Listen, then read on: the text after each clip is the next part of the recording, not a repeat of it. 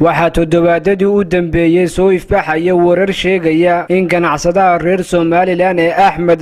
Geele loo dhiibayo dawladda Jabuuti oo sanadadii u dambeeyay uu muran ka dhaxeeyay. Haddaba maanta waxaanu arrintaasi wax ka weydiinay bulshada ku dhaqan magaalada Berbera, waxayna xukuumadda Somaliland ku dhaliileen qaabka ay uga hadashay arrinta ganacsade Axmed Geele. arrinta iyada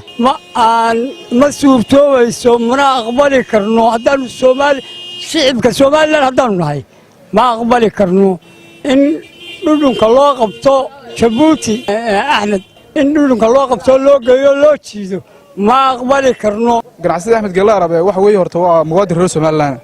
wayna ognahay oo biyo gelinta Hargeysa 5 milyan buu ku bixiyay muwaadinimadiisana cid kuma gorgortamayso maxamuud warsamo jaaco afyeenka madaxtooyada inuu sheegin Axmed Geele arabe hantidiisa Jabuuti ka taala ilaa uu naqaanay in Ismaaciil Geele in macaanka kali taliya yahay cidda uga soo qaadaysi cidda transparent dhexdhexaadinaysa inta inuu sheegin maxamuud warsamo kaliya wuxuu inoo sheegay 20 milyan lagu leeyahay anu ganacsade Axmed Geele arabe waan taageersanay arrintiisana Axmed Geele arabe waan nin garnaqsanay waxaan leeyahay cid dhexdhexaada hal lagu dhiibo in Geele arabe hal soo qabto Jabuuti aan la geeyo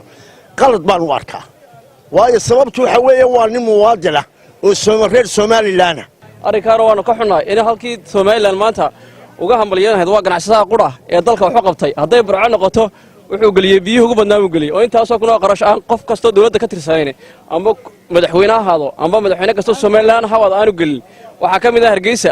garanaysaan uu galiyay maxay ahayd biyaha ugu badan dhalinyarta ugu badan ee Somaliland waxay ka shaqeysaa shirkada SBI ka shaqeysaa meel kasta joogan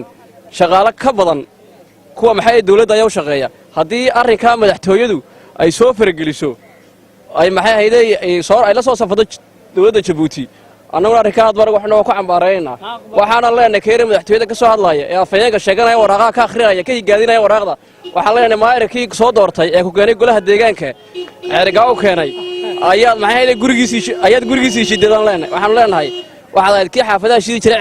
xirigaaba ka raystay leenahay haddaad madaxtooyadiina la soo fadhiisatay hadal deeqaafa oo iska hor keenaya Somaliland annaga guriga ku soo dhicbaan leenahay waxaan leeyahay ninkaas idabtarha lagu haystaa baan leenahay hadaan nahay Reer Berbera waana khalad wax lagu haystaa Jabuuti dad soo qabad ma lihin baan yaa leenahay waxaan ka hadlanaa arrintan ninkan in Geele arabe la haystay ganacsadaha